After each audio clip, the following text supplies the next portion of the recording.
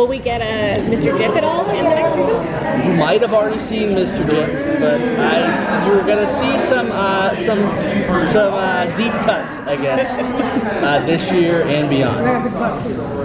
So what are the challenges for you for this second season? What are the challenges that you have? The second season, I take them way too seriously. I'm a big television fan, and I think the best seasons of television have been second seasons, like West Wing season 2, Buffy season 2, Alias season 2. That's kind of where you define your show. So it's been a challenge, but it's been a good opportunity. I think last year we cast these 2 actors who I didn't know very well, and now I know them better. My really short massage I just got. But I learned over the course of the first season that they can do anything. So it was really exciting for me and the writers to get back in the writers' room and be like, now that we know Olivia Holt can do anything, now that we know Aubrey can make you feel the way he feels, we were able to kind of throw him in more complicated stories, put him in more danger, kind of create more emotional complexity than I initially thought even creating the show. You guys spoke about last year how much New Orleans influenced the season. How has it influenced the second season? In a big way. We still kind of, Voudon is kind of like our spiritual baseline for a lot of stuff. So Aubrey by way of Voudon, Tyrone by way of Voudon is learning how to control his teleportation a little better. And we're also dealing with some of the issues that touch New Orleans because it's so close to the highway system. We're dealing with human trafficking a little as kind of our real life villain that's peppering some of our stories with our more accentuated villains. Will we get any Runaways crossovers?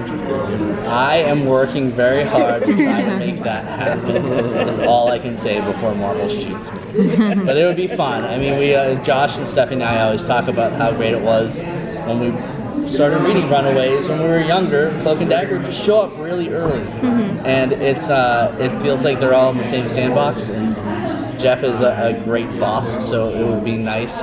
We're all trying to make it happen. You said that Tyrone's character is going through a bit of a spiritual journey. Can we expect Tandy to be going through something? Absolutely. Tandy is going to have probably her defining arc this season. I think she's going to start off in a place where she's helping out her mother, who's a victim of abuse, and she's got certain attitudes about women who are abused or women who are victims that might not be proper. So this whole season is about Tandy aligning herself with that, kind of putting herself in someone else's shoes and becoming a patron saint of something. I don't want to spoil too much, but she's because Olivia is so good, we put her through the emotional ringer and see how she comes out. And I think it's hopefully a really unique hero's journey. There at the end of episode 10, I called her and I was like, Peter Parker might be my second favorite superhero.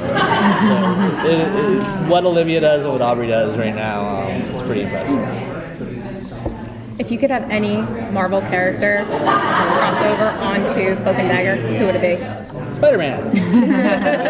That's where they came up. That was their origin, right? In Spectacular Spider-Man. And I think I always had so much fun when you'd just be reading a Spidey comic and all of a sudden they'd show up and they'd always just start fighting, which was kind of fun. You could do that back then. But I think it would be, hopefully with Miles Morales coming into town and every company buying every other company, maybe someday that'll be reality. And then can you give us a hint about what Mina will be going through? Yes.